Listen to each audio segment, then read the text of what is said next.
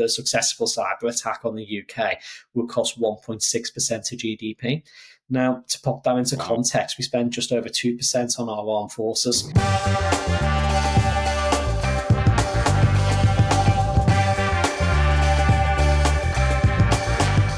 Just to zoom in a little bit on national security in the context of cyber security, okay, and the digital economy.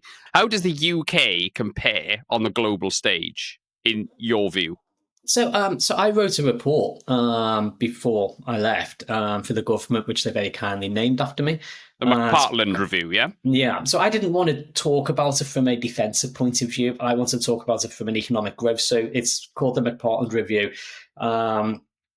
into cybersecurity as an enabler of economic growth. And the idea is to think more about how can we make it more relevant to organizations, because everyone just thinks it's defensive, it's expensive, it's irritating, it's boring, it stops you doing things.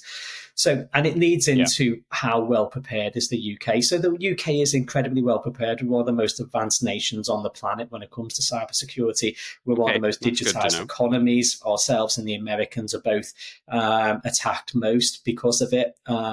But it also means we're uniquely vulnerable. So the Office of Budget Responsibility did some analysis, and they estimate the successful cyber attack on the UK would cost 1.6% of GDP. Now, to pop that into context, we spend just over 2% on our armed forces. So if you think about the actual tens of billions that we're talking about just from one successful cyber attack that can be repeated every couple of days or week, you can see how vulnerable we are. And if anybody who's listening to this, for example, who's in London, if they were to lose their mobile phone, they probably wouldn't be able to get home. They probably wouldn't be able to buy much in the shops. I mean, the current government is talking about trying to make shops accept cash because so many of them just don't accept cash anymore in parts of London and places like that. So we are uniquely vulnerable as a highly digitized society. So in some ways, even though we're massively prepared, it's because we're even more vulnerable. So one of the things that became very, very clear when I was doing the review was that most small businesses have very little basic cyber hygiene or cyber security. And most people would be like, oh, well, it's only small business. What does it matter? Yeah. Well, there's two reasons why it matters. So the first is that over 99% of all businesses in the UK are classified as small businesses. So we've just agreed that over 99% of the UK's economy has very little cyber security or basic cyber hygiene. Yeah. And then the second, even more important reason is you see all these big companies. So when I was a member of Parliament, you have companies like Airbus that build a third of the world's telecommunications satellites in Stevenage, but they stand on the shoulders of 4,000 small businesses.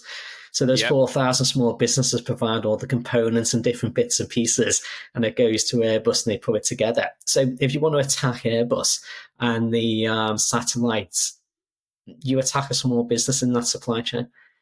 Of course, yeah. Because everything's just in time, and if you disrupt that, you then maybe stop the satellite being made in time, so maybe it misses its launch window, so maybe there's a gap in a capability. And you can just see, well, why does it matter that you hit a small business? So when the Ministry of Defence had that problem with their attack that led to the information around some of the armed forces personnel being leaked, it wasn't the Ministry of Defence that was hacked, it was a third-party payroll supplier. Wow, okay, yeah. So supply chain cybersecurity is incredibly important. And when you start to think about that, the supply chains in the United Kingdom are global.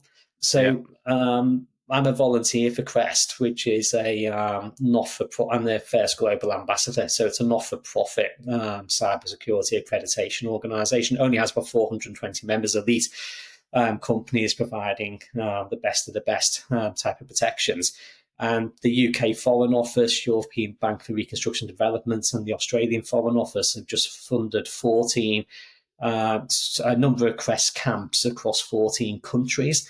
And those CREST camps are cyber accelerated maturity programs. And they're essentially designed to try and help those individual countries develop their internal cybersecurity capacity and protection. So one of the other things I talk about in my speeches is that you can't really transition towards a digitized economy unless you've got some form of cybersecurity that's in country and low cost to provide solutions to those small and medium-sized companies inside countries like Egypt, Morocco, and a number of these other countries that are inside our supply chains. Yeah. So although we are well prepared in many ways, in other ways we're uniquely vulnerable.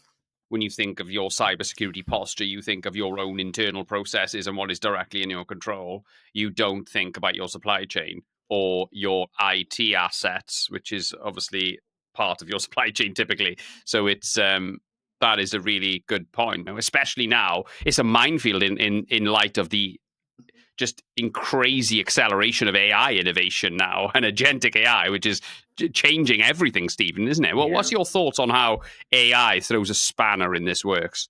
But I mean, you've got everything from AI being used in drones on the battlefield in Ukraine on both sides, and AI, managing a lot of the electronic warfare. So, we actually have AI in use in quite kinetic environments as we speak. We then, taking a step back in terms of, we both know that cybercrime is basically cybercrime as a service.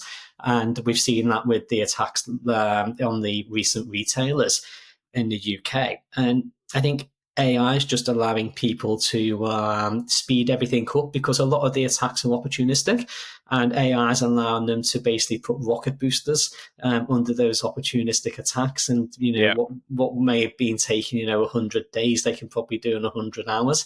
So that's multiplying everything, making it much bigger and much harder. And if there is an opportunity, AI can replicate and move things on a much faster